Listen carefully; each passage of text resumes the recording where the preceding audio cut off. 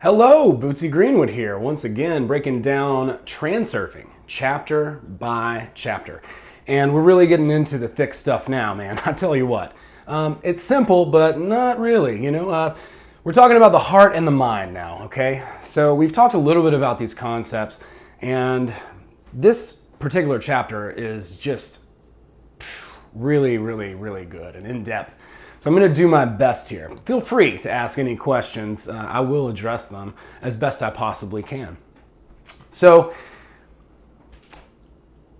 when we become our most authentic selves, we are the purest expression of the divine that we truly are. So the first sort of idea is this, that our heart has a shape, okay? It has its own idea of what it wants to do while it's here in this world, this place that we are all playing this game.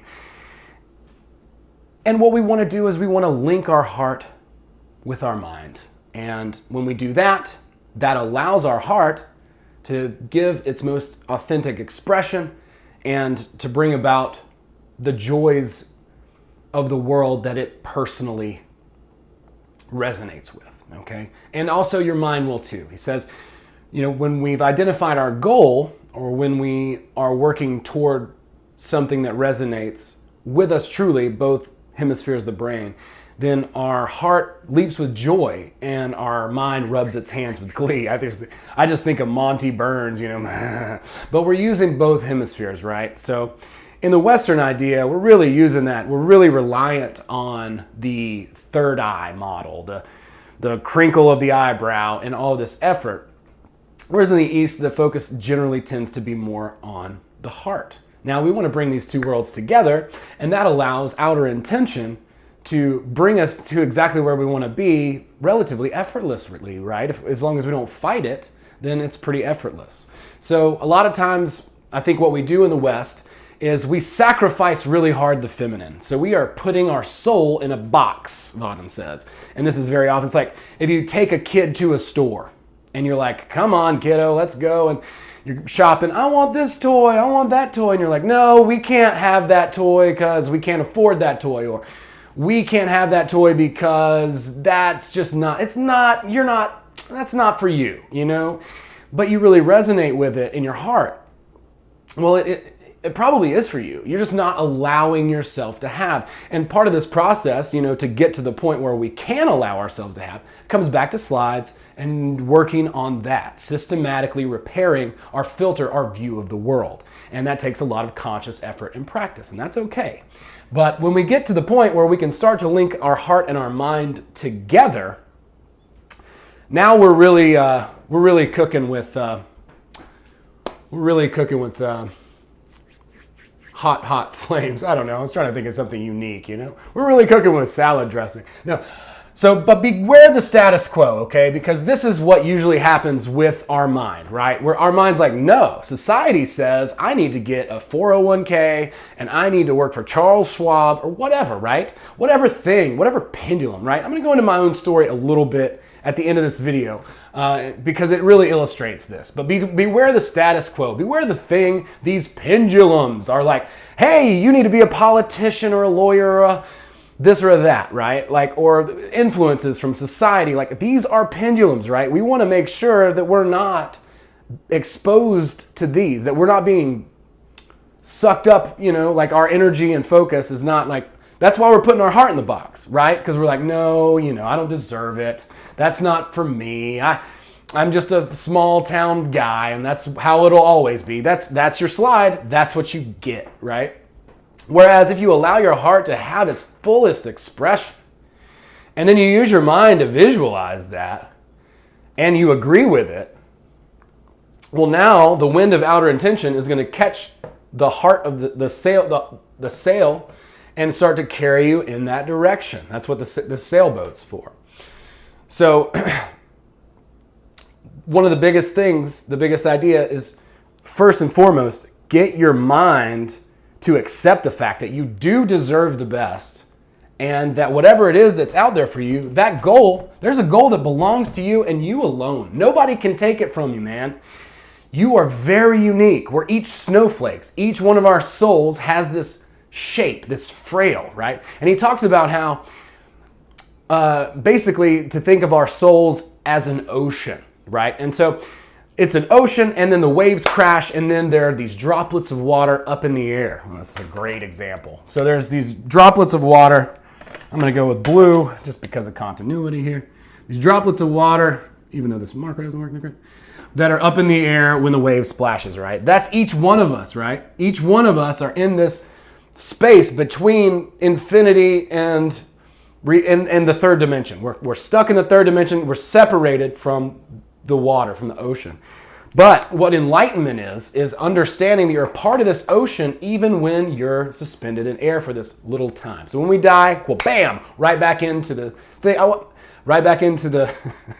I watched a bunch of NDE videos yesterday, so I'm like super stoked about this idea. But so then we just meld back into the ocean, right? So there's no reason not to give yourself exactly what you want in this life. You do deserve the best. There's a goal that belongs to you that perfectly matches the shape of your soul. No one can take your custom order. When you say, look, waiter, you walk in, he says you walk into the store and you're like, asking around or looking on the shelves for this thing, this generic thing that everybody else is getting, and it's not there, right? Somebody's already got it. But when you go up to the thing and you're like, hey dude, so like I'm like here and I had like this unique thing that was to me, he's like, oh, here's your special order. Even if the shelves are empty, you still get your special order. No one can take your custom order, right? Because it's for you. It's not for anybody else. Don't change yourself. You're perfect, okay? This is a really important thing to keep in mind. It's not that we don't need to do self-development. That's not true. But at your most authentic, at your deepest part of yourself, that's where the core authenticity lies. Let's call it that. And certainly there are these layers of social conditioning and stuff that we need to peel away like layers in an onion, like a glass onion. But once we get those down, now we're being our most authentic self. So it's not about changing who you are. You want to embrace who you are. Don't change yourself to become a freaking pendulum, right? To become a worshiper of some idol that is arbitrary and is going to do nothing but zap you of all your creative energy and everything that you are, right? So don't give into that. Don't do this. Don't do as I do. Don't do the generic thing. Don't do the status quo. Beware of that. Who are you? That is the biggest question. Start exploring that. Give your soul the toy. When we're walking around, hey, oh, you want that little? Okay, you get that, and then allow it to be okay, right? So, little battery switch there. So I like this personally. I didn't talk a lot about the amalgam on the last video, even though it's mentioned in the slides chapter. The amalgam is basically just a mantra, right? So there's the slide, which is this, visual image that you can visualize. And then there's also, other things like in self-help, they would say this is like what is it? You say the thing that you want to, I can't remember what they call it. Anyways, you guys are all thinking it. You're like, oh, you're frustrating me. Anyway, it's to my advantage, right? So the idea is that anytime something happens, whether it seems beneficial or not, right? Then you say, it's to my advantage. And then you believe that. And then you begin to go up and up and up and closer to your goal. Because when you start to doubt, you create forces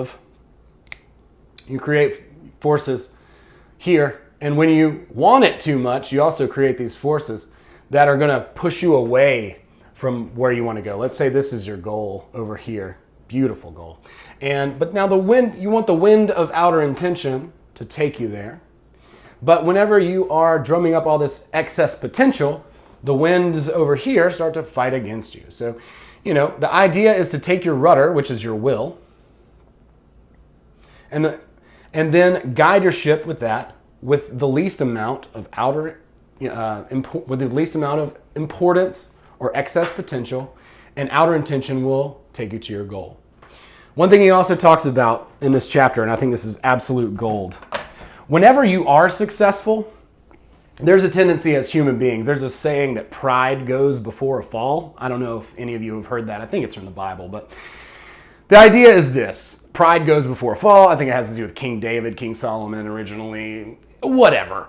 But it's true. You see it all the time. People who are arrogant, people who think they're better. Listen, you're a visitor here. You're a guest on this planet. It's not yours. Even if you can use this model, it doesn't make you better than anybody, and it doesn't give you any right to judge anybody or use this as a weapon against them. Not that you could, because honestly, you're just going to get slapped in the face if you try to do that, okay?